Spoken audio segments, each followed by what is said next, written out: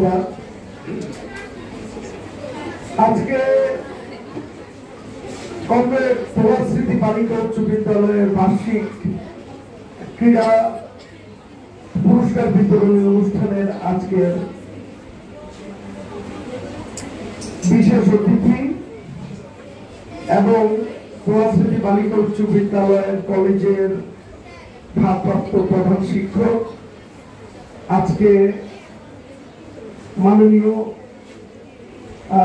উপজেলা শিক্ষা অফিসার কমলনগর এবং আজকের বক্তাগণ সবাইকে আমার পার্টি এবং 20 দলীয় ঐক্য জোটের শরিক দল বাংলাদেশের সাম্যবাদী দল এর তরফ থেকে এবং কমরেড মোহাম্মদ তোয়াহার পরিবারের তরফ থেকে সবাইকে শুভেচ্ছা জানাচ্ছি। আর আমি কৃতজ্ঞ আমাকে এই জায়গাটায় আপনারা প্রধান অতিথি করেছেন এমন একটা অনুষ্ঠানে। যারা আজকে বসে আছো তোমাদের সবাইকে আমি স্বাগত জানাচ্ছি, শুভেচ্ছা জানাচ্ছি। আমার মেয়ে এবারে এসএসসি পরীক্ষা দিবে ভিতরে ইউনিভার্সিটি থেকে। তোমরা আমার মেয়ের বয়সী, তোমরা কারো মা কারো বোন, তোমরা সবাই কোমলমতি স্টুডেন্ট, তোমাদের সবাইকে শুভেচ্ছা। আসলে বেশি কথা বলবো না, আমি দুটো কথা বলবো শুধু। সেটা হচ্ছে সর্বপ্রথম শিক্ষার্থীদের উদ্দেশ্যে যেটা আমি বলতে চাচ্ছি সেটা হচ্ছে, তুমি যে স্কুলে পড়ছো বা যে কলেজে পড়ছো সেই কলেজটা কার নামে, সেই লোকের জীবনীটা কি, কেন তার নামে একটা স্কুল এবং কলেজ হয়েছে, এটা কিন্তু জানতে হবে। আজকে যে কমরেড মোহাম্মদ তোয়াহার যে কমরেড মোহাম্মদ তোয়াহার স্মৃতি বালিকা উচ্চ বিদ্যালয় এবং কলেজ হয়েছে, এই কমরেড মোহাম্মদ তোয়াহা উনি কিন্তু একটা খুব পারিবারিক, খুব কনশাস, অর্থাৎ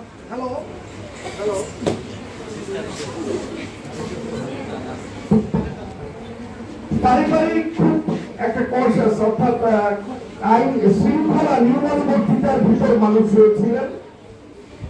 কিন্তু উনি কিন্তু গণমানুষের নেতা হয়েছিলেন। উনি শুধু জাতীয় না, আন্তর্জাতিক পর্যায়ে একজন নেতা, এবং উনি একজন ভাষা সৈনিক না, উনি ওনার প্রথম শিক্ষা জীবন থেকে উনি 38 সালে উনি প্রবেশিকা পরীক্ষায় উত্তীর্ণ হয়ে ঢাকা চলে যান এবং সেই ঢাকায় উনি ঢাকা কলেজ থেকে 48 সালে উনি মাস্টার্স কমপ্লিট করেন এবং 48 সালে উনি এর আগ থেকেই মূলত 43 সাল থেকেই উনি রাজনীতির সাথে জড়িত হয়েছিলেন। 43 সালে একটা বড় দুর্ভিক্ষ হয়েছিল। সেই দুর্ভিক্ষের সময় উনি দেখেছেন হঠাৎ করে যে ওনার মায়ের মতো একজন কুকুরের সাথে ডাস্টবিনে খাচ্ছে। উনি সেই থেকে ওনার মনে এত কষ্ট লাগলো যে আমার মা যদি আজকে এই জায়গায় হতো আমি কি করতাম, মানুষ কেন এরকম হয়, বা মানুষের অর্থনৈতিক অবস্থান কোন পর্যায়ে চলে গেলে একটা মানুষ বাধ্য হয়ে যায় যে কুকুরের সাথে খাদ্য গ্রহণ করতে। তো সেই থেকে উনি খুঁজতে লাগলেন, ওনার মনে প্রশ্ন জাগলো। আরেকটা কথা বলি, আসলে আমরা মানুষ, মান এবং হুঁশ যা আছে সে মানুষ। মান মানে কি, মর্যাদা যেটা, হ্যাঁ, যাই হোক আমি নোয়াখালী ভাষা দিয়ে দিই। মর্যাদা আর যদি মান না থাকে এটারে মানুষ কবে না, হুঁশ জান নাই। হুঁশ মানে কি, হুঁশ মানে হলো প্রশ্ন, মানে একটা আমার চারিপাশে কি ঘটতেছে এই জিনিসটা কিন্তু আমার মনে প্রশ্ন জাগতে হবে, কেন ঘটতেছে। আমার মনে যদি প্রশ্নই না জাগে তাহলে আমি কিন্তু উত্তর পাবো না। তো আমার মনে প্রশ্ন জেগেছিল যে মানুষ কিনলে গরিব হয়, আর কিনলে কিছু মানুষ ফেলে দেওয়া, মানে অনেক খাদ্য ফেলে দেয়। যেমন আমার জানা মতে আমেরিকা 30 লক্ষ টন খাদ্য সাগরে ফেলে দেয় প্রতি বছর, 30 লক্ষ টন। কিন্তু আমাদের মতো দেশে অনেকে না খাই খায়, এক বেলা খায়। এই যে জিনিসগুলি, এই ধরনের প্রশ্ন ওনার গিয়েছিল 43 সালের দুর্ভিক্ষের সময়। তখনই উনি এই বুঝতে লাগলেন যে কোন সমাজ ব্যবস্থা গড়ে তুললে মানুষের যে অর্থনৈতিক ভেদাভেদ, কেউ হয়তো হাজার হাজার কোটি টাকার মালিক, আবার কেউ খাইতেও হয় না, একবেলা খাইলে দুই বেলা না খাই ঘুমায়। তো এই প্রশ্ন থেকে উনি আস্তে আস্তে উনি এছাড়াও আরেকটা জিনিস ওনার জীবনে উনি দেখেছেন, এটা হলো উনি যখন স্কুলে পড়তেন, কুশাখালী ওনার বাবার বাড়ি ছিল মূলত। স্কুলের পড়ার সময় 1930 সালে একটা আন্দোলন হয়েছিল, এটা হলো লবণ আন্দোলন, সত্যগ্রাহ। এই লবণ আন্দোলনে, লবণের কিনি আন্দোলন, তখন ব্রিটিশরা, ইংরেজরা আমাদেরকে শাসন করত। তারা করলো কি, আমাদের কাছে যথেষ্ট লবণ হতো, কিন্তু তারা ঘোষণা করলো তৎকালীন অবিভক্ত ভারত, সেখানে সরকার তাদের আন্ডারে আসছিল, তারা ঘোষণা করলো যে লবণ আর এখানে উৎপাদন করা যাইত না, লবণ ইংল্যান্ডের তো নাইব, তারা এখানে বেচবো। তোমরা কিছু মনে করো না, আমি কিন্তু তোমাদের ভাষায় কথা বলতেছি। তো এটা কিন্তু তখন একটা আন্দোলন করে উঠছিল লবণ চাষীদের মধ্যে, এবং ওনার বাড়ির সামনে দিয়ে তারা এই আন্দোলনের কর্মীরা যেত আসতে, এবং আন্দোলন উনি ছোটবেলা থেকে দেখছে। যে ওনার মনে প্রশ্ন রাখছে, কিনে বাংলাদেশে লবণ হয়, তা আমরা বিদেশি লবণ কিনলেই খাই না। এটা তো ঠিকই আছে, আন্দোলনটা ঠিক আছে। তো আমি এটা কেন বললাম, সেটা হচ্ছে যে উনি ছোটবেলা থেকে কিন্তু ওনার মনে প্রশ্ন জাগতো। আমার মনে যদি প্রশ্ন না জাগে যে আমার এই ঘটনাটা কেন ঘটতেছে, হ্যাঁ, তাহলে আমি কিন্তু হুঁশ, আমি কিন্তু হুঁশওয়ালা মানুষ হইতে একদম না, হুঁশ থাকতে হবে। আরেকটা জিনিস হচ্ছে, পড়ালেখাটা তোমরা করতেছো, পাশাপাশি মাননীয় শিক্ষা অফিসার যিনি, উনি যেটা বলেছেন যে মন এবং শরীর দুটোই সুস্থ রাখতে হবে। মন এবং শরীর সুস্থ রাখার একটা অন্যতম মাধ্যম হলো খেলাধুলা। আমি পড়তাম, আমার এখন মনে আছে, আমি দীর্ঘায়িত করবো, সরি, আসলে আপনারা কি মনে করছেন আমি জানি না, হয়তো বা ডাইগ্রেস করে যাচ্ছি বারবার, হয়তো এখান থেকে ওখানে চলে যাচ্ছি। আমি পড়ালেখা করছি হলো ঢাকায় Adamjee cantonment school, public school and কলেজে। তো সেখানে আমি ওই খেলাধুলা অংশগ্রহণ করতাম, এবং আমি চ্যাম্পিয়ন হয়েছি। 3 খেলায় প্রথম হলো চ্যাম্পিয়নশিপ পাই, কাপ আমার বাসায় এখনো আছে। তা আমি ওই পলি খেলা কয় আর মানে শক্তির খেলা, যেরকম ওই বর্ষা নিক্ষেপ, গোলক নিক্ষেপ, চাকতি নিক্ষেপ, আর এই দিকগুলিতে আমি সবসময় প্রথম হইতাম। যার ফলে আশ্চর্য যে এই জন্যই মানে আমি এইটা এমন বললাম যে পড়ালেখার পাশাপাশি তোমরা শারীরিক শরীরকে ফিট রাখার জন্য তোমরা অবশ্যই খেলাধুলায় অংশগ্রহণ করবে। আরেকটা কথা আমি বলবো সেটা হচ্ছে, তোমরা যে স্কুলে পড়ছো, তিনি এশিয়ার মধ্যে একজন বামপন্থী নেতা, 10 জন বললে ওনার নামটা আসবে। গত 100 বছরে যদি একটা লিস্ট করা হয় যে দক্ষিণ পূর্ব এশিয়াতে সাম্যবাদী আন্দোলন, মানে সাম্যবাদী মানে সমানারী, মানুষের কিনলেই ভেদাভেদ হইব, মানুষের ব্যাকের রক্ত কাটলে এক জিনিসে বাইরে, আল্লাহ তো বানাইছে ব্যাকের একই, আল্লাহ তো আর ভেদাভেদ তৈরি করে না।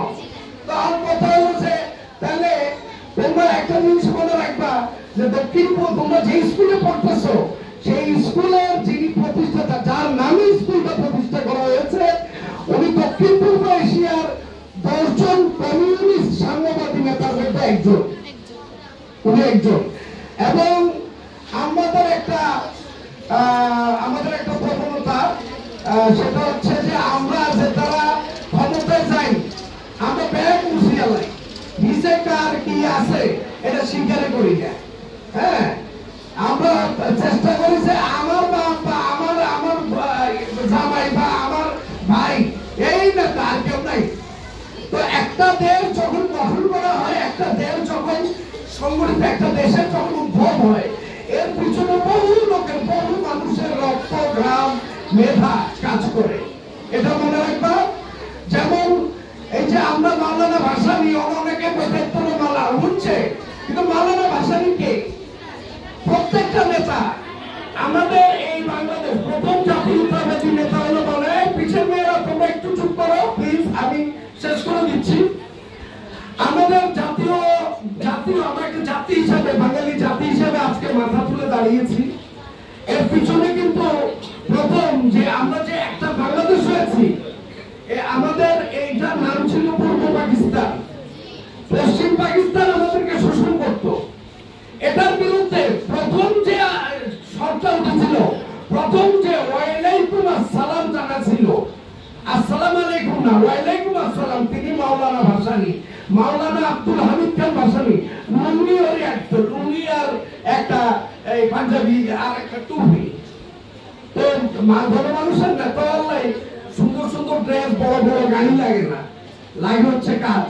ঠিক আছে? তো আমি এইটাই অনুরোধ করবো যে তোমরা যার স্কুলে পড়ছো, যার নামে স্কুলটা, তার জীবনীটা একটু জানার চেষ্টা করবা। এবং তিনি এই দেশের শুধু ভাষা আন্দোলন নয়, উনি প্রথম ওনার আন্দোলন 1949 সালে ঢাকা বিশ্ববিদ্যালয়ের 4th শ্রেণী কর্মচারী, মানে কি এককালীন নিচের শ্রেণী 4th শ্রেণী কর্মচারীদের বেতন ভাতা বৃদ্ধির একটা আন্দোলন ছিল, সেখানে উনি প্রথম নেতৃত্ব দেয়। তারপরে 1952 সালে উনি 1952 সালে সর্বদলীয় ভাষা সংগ্রাম পরিষদ গঠন করা হয় 21 সদস্য বিশিষ্ট। অর্থাৎ কি পুরো অবিভক্ত পাকিস্তানের থেকে যত কমিউনিস্ট পার্টি ছিল তার মধ্যে একমাত্র মোহাম্মদ তোহা সিলেক্টেড হয় ওই সর্বদলীয় ভাষা সংগ্রাম পরিষদে অংশ নেওয়ার জন্য। এবং ওনারা নেতৃত্ব দিয়েছে, ওনাদের নেতৃত্বে মিছিল 144 দ্বারা ভঙ্গ হয়। ওনারা সামনে আসছিল, পিছনে আসছিল রফিক দলপতেরা, যেখান থেকে পিছন থেকে গুলি করা হয়। আর কমরেড মোহাম্মদ তোহা সাহেবরা এনারা ছিল সামনে। ঠিক আছে? উনি কিন্তু নেতৃস্থানীয়, অর্থাৎ 21 জনের মধ্যে উনি একজন ভাষা সৈনিক। আচ্ছা, এগুলো একটা। আরেকটা হচ্ছে 69 গণঅভ্যুত্থানের কথা, যেটা থেকে শুধু যে কোন ভাইজানি বলেছেন যে প্রথম বীজ বপন করা হয় 52 ভাষা, হ্যাঁ অবশ্যই তা ঠিক আছে। শুধু গণঅভ্যুত্থান সেইটাই নয়, উনি 69 গণঅভ্যুত্থান আইয়ুব খানের বিরুদ্ধে যে অভ্যুত্থানটা হয়, যেটা ফলশ্রুতিতে 71 আসে, সেই 69 গণঅভ্যুত্থানের মহানায়ক কমরেড মোহাম্মদ তোহা। উনার মতো একজন জাতীয় নেতার স্কুলে তোমরা পড়াশোনা করছো, এটা তোমাদের গর্বের বিষয়। আর আমি শেষ কথা একটাই বলবো, পড়ালেখা করাটা আজকাল হয়ে গেছে কমার্শিয়াল। অর্থাৎ মানুষ ভালো রেজাল্ট করলে একটা সরকারি চাকরি পাইবো, চাকরি পাইলে টিয়ার বন্ধা করবো, মানে এই ঘটনাটা এরকম। কিন্তু পড়ালেখার মূল উদ্দেশ্য তা নয়। পড়ালেখার মূল উদ্দেশ্য হচ্ছে নিজের জ্ঞানকে সমৃদ্ধিশালী করা, সমৃদ্ধি ঘটানো, এবং সেই জ্ঞানের মাধ্যমে মানুষকে কিভাবে উন্নত করা যায়, সেই জ্ঞানকে তুমি কিভাবে কাজে নিজের ব্রেনের প্রসার ঘটানো, চিন্তা চেতনার প্রসার ঘটানো, এবং সেই চিন্তা চেতনা দিয়ে তোমার পাশে যারা পড়ালেখা করতে পারে না, বা যারা দুঃখী, যাদের ঠিকমতো খাওয়া জুটে না, এদের ব্যাপারে চিন্তা করা এবং তাদেরকে সাহায্য করা। আর তোমাদের যে ভাই বোন, মা, খালা যারা আছে, তাদের সবাইকে, যারা তোমরা পড়তে, অনেকে পড়তেও পারে না, যাতে আমাদের নারী সমাজ যাতে পড়ালেখাতে উদ্বুদ্ধ হয়। পড়ালেখা খালি হাইলা ডুবানোর লাইন, পড়ালেখা করবা আর ঘরে হাইলা ডুবাইবা, এটার জন্য পড়ালেখা না। পড়ালেখা হচ্ছে দেশকে সমৃদ্ধশালী করবা। অবশ্যই সবাইকে মানতে হবে, গুরুজনের কথা তুমি মাথা পেতে নিতে হবে, তবে তোমারও চিন্তা থাকতে হবে, তোমারও অ্যানালাইটিক্যাল মাইন্ড থাকতে হবে যে তুমি যেটা বলবো এটা ঠিক কিনা। এই যে ঠিক কিনা এটা তুমি অ্যানালাইসিস করবা তোমার জ্ঞান দিয়ে, আর জ্ঞান অর্জন করবা এই পড়ালেখার মাধ্যমে। আর পাঠ্যপুস্তকের বাইরেও অনেক জ্ঞানের বই আছে, এগুলি পড়ালেখা করবা। তোহা সাহেবরা শুধু পাঠ্যপুস্তক একাডেমিক কোয়ালিফিকেশনে উনি কিন্তু সমৃদ্ধশালী ছিলেন না, বহু রকম উনি বিভিন্ন ব্যক্তি যারা কিনা যাদেরকে আমরা বলি দার্শনিক, হেগেল, সক্রেটিস, হ্যাঁ, ফায়ারবার্গ, এদের বই পড়েছিলেন। এরা কিন্তু সবার সম্পর্কে, মানুষ সম্পর্কে লিখে গেছেন। তো বহু জ্ঞানের সমৃদ্ধি ঘটালেই তুমি সঠিক চিন্তাটা করতে পারবা। তো আমি আর দীর্ঘায়িত করবো না, তোমাদের সার্বিক মঙ্গল কামনা করে আর তোমরা যাতে ভবিষ্যতে এগিয়ে যেতে পারো এবং এই স্কুলের মুখকে উজ্জ্বল করতে পারো, এই কামনা করে আমি আমার বক্তব্য শেষ করছি। ধন্যবাদ।